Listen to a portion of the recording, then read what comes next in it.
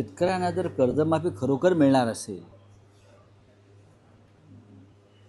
तर त्याचं स्वागतच केलं पाहिजे. राज्याचा शेतकरी संकटात आहे, विशेषतः आता आखाती युद्धामुळं, इराणमधल्या युद्धामुळं इथून जी निर्यात होते ॲग्रिकल्चरल प्रॉडक्टची ती दुबईच्या पोर्टवर अन्य पोर्टवरती 8-8 दिवस झाले तशीच पडून आहे. माल सडतो आहे, शेतकऱ्यांचं नुकसान होत आहे. तर अशा शेतकऱ्यांना शेवटी कर्ज काढावं लागतं. अवकाळी पाऊस आहे, गारपीट आहे, अशा अनेक गोष्टीमुळे शेतकरी मेटाकुटीस आला.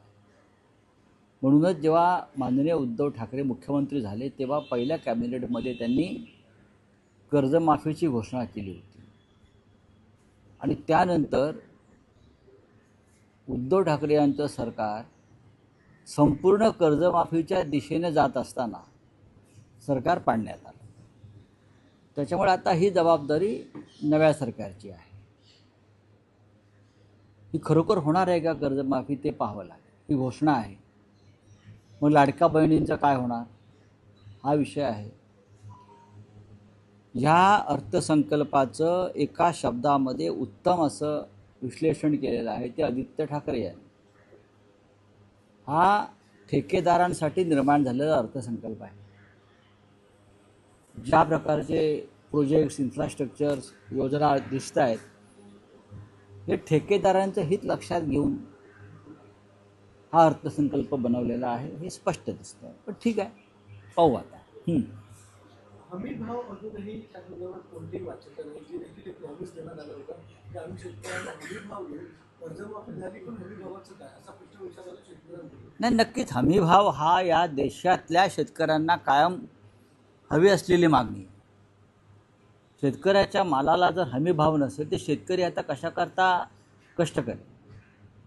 जर शेतकरी मालाचं उत्पादन करेल, मग दूध असेल, फळभाज्या असतील, अनेक गोष्टी असतील, कांदा असेल, आणि माल नाही म्हणून रस्त्यावरती आणून तो सडका माल टाकावा लागत असेल तर शेतकऱ्यांना शेतीमध्ये कष्ट का करावे, का करावे. त्याच्यामुळे हमी भाव ही नरेंद्र मोदी यांनी दिलेलं वचन आहे. पण 11 वर्ष होऊन गेली तरीही शेतकऱ्यांना अद्याप हमी भावाचं वचन ना मोदी पूर्ण करत आहे, ना देवेंद्र फडणवीस पूर्ण करत. शेतकऱ्यांना कर्जमाफीसुद्धा नको आहे. खरं म्हणजे शेतकऱ्यांना फक्त हमी भाव हवा आहे, त्यांच्या मालाला भाव हवा आहे, त्यांच्या मालाला विमा कवच हवा आहे, इन्शुरन्स हवा आहे. जसं आता दुबईच्या पोर्टवरती आमचा माल पडला आहे युद्धामुळे, त्याच्या इन्शुरन्सचं काय, त्याच्या भावाचं काय, त्याच्या नुकसानीचं काय, हाच महत्त्वाचा प्रश्न आहे. ह्याच्यावर महाराष्ट्राचं कृषी खातं, जे कोणी कृषी मंत्री आहेत त्यांना या परिस्थितीची जाणीव आहे का की इराणच्या, अमेरिकेच्या, इस्रायलच्या युद्धामुळे फक्त प्रश्न गॅस आणि तेलाचा नाही आहे. लोकांना वाटत असेल गॅस, तेल, बरं का, क्रूड ऑइल हाच प्रश्न आहे. रशियाकडून घ्यायला परवानगी, मग इथून आमच्या शेतकऱ्यांना जो कृषी उत्पादनाची ते ठिकठिकाणी तो माल अडकून पडला आहे, काही ठिकाणी सडला आहे. ते नुकसान आहे. कालच केंद्रीय मंत्री मुरलीधर मोहोळ आणि उपमुख्यमंत्री एकनाथ शिंदे हे म्हणाले होते की बिकटजन्य परिस्थितीचा देशावर आणि राज्यावर कुठलाही परिणाम होणार नाही आणि झळ पोचू देणार नाही. मात्र 24 तासांमध्येच गॅस जो आहे तो घरगुती गॅस हा 60 रुपयांनी मागला आणि आपण आता परिस्थितीचा बघा, मुरलीधर मोहोळ हे नागरी हवाई उड्डाण राज्यमंत्री आहेत, बरोबर आहे. एकनाथ शिंदे हे राज्याचे उपमुख्यमंत्री आहेत.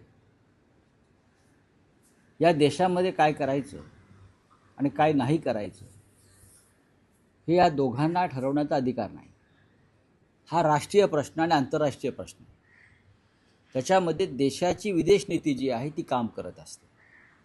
त्याच्यामध्ये डेप्युटी CM महाराष्ट्राचे किंवा कोणत्या राज्याचे सहभागी नसतात किंवा राज्यमंत्री केंद्रातले सहभागी नसतात. एवढेच मी सांगू शकतो. ज्या पद्धतीनं या देशातलं नेतृत्व हे अमेरिकेच्या चरणी गुलाम झालेलं आहे. त्याच्यामुळे या देशाची प्रतिष्ठा आंतरराष्ट्रीय बाजारामध्ये पूर्णपणे नष्ट झालेली आहे. राहुल सर, एक राज्यातला विषय आहे की आता राज्यसभा निवडणुकीनंतर महाराष्ट्राला वेध लागतील ते विधान परिषद निवडणुकीचे. कालही तुम्ही भूमिका जाहीर केली, पण आता उद्धव ठाकरेंसह 9 आमदार विधान परिषदेत पुढच्या काही एखाद महिन्यात निवृत्त होत आहे.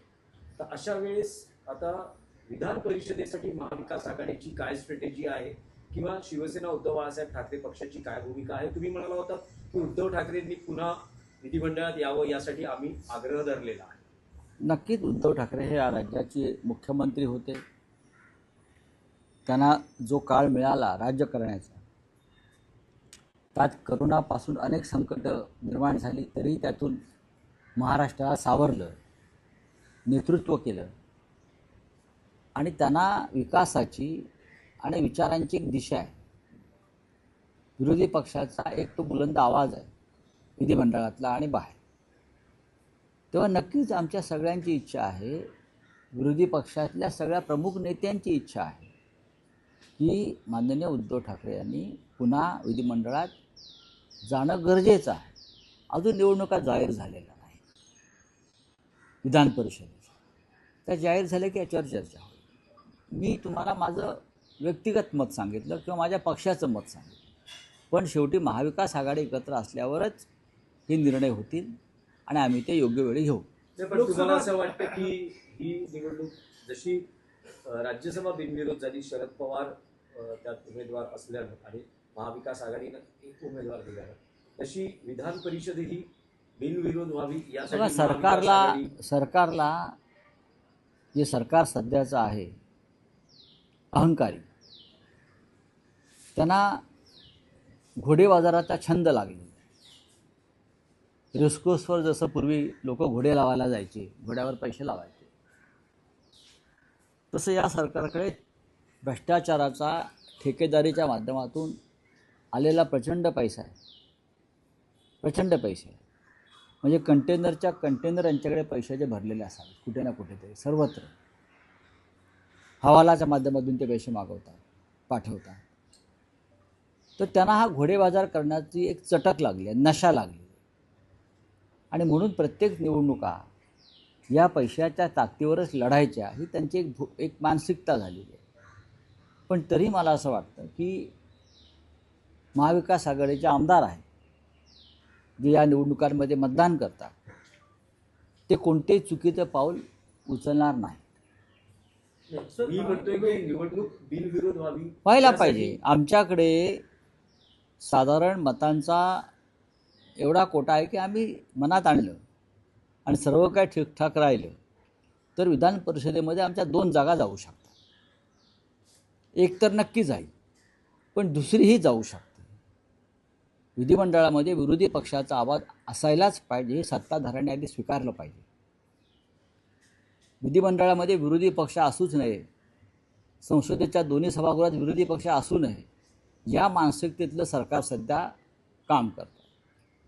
त्याच्यामुळे अशा प्रकारच्या घोडेबाजाराला चालना मिळते. लोकसभा अध्यक्ष ओम बिर्लांविरोधात अविश्वास ठराव मांडण्यात येणार आहे सोमवारी विरोधी पक्ष. नाही, आणि त्यामध्येच व्हीप जाहीर झालेला आहे. सर्वच पक्ष, तुमच्याकडूनही व्हीप जाहीर नाही सगळे पक्ष अशा वेळेला व्हीप जारी करतात, कारण मतदान होतं आणि एकदा मतदान होणार हे कळल्यावरती सत्ताधारी पक्ष, विरोधी पक्ष, मग लहान असेल मोठा असेल, ते आपल्या खासदारांसाठी व्हीप जारी करतात आणि विरोधी पक्षातले सर्व म्हणजे इंडिया ब्लॉकमधल्या सर्व पक्षांनी आपापल्या लोकांसाठी व्हीप जारी केलेला आहे. सर, एक प्रश्न विचारतो आपण. शरद पवार हे राज्यसभेवर आता गेल्यामुळे 2029 पर्यंत आता शिवसेना वाट बघावी लागेल असं आदित्य ठाकरेंनी काल म्हटलेलं आहे.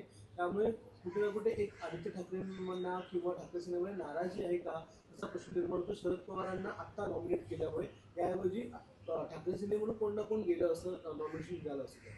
नाही, मला याच्याविषयी माझ्याकडे माहिती नाही आहे फार. ज्या वेळेला सगळ्यांनी मिळून शरद पवारांचं नाव सुचवलं, ते काय एकट्या शिवसेनेचं नाही आहे, काँग्रेस पक्ष असेल किंवा राष्ट्रवादी काँग्रेस पक्ष असेल, माननीय उद्धव ठाकरे असतील, या सगळ्यांनी मिळून एक नाव सुचवलं, ते शरद पवारांचं होतं. खरं म्हणजे त्या जागेवरती नैतिकदृष्ट्या शिवसेनेचा अधिकार होता. आमची 20 आमदार असताना ती जागा आम्ही शरद पवार यांच्यासाठी सोडली. आता 28 साली निवडणुका होती.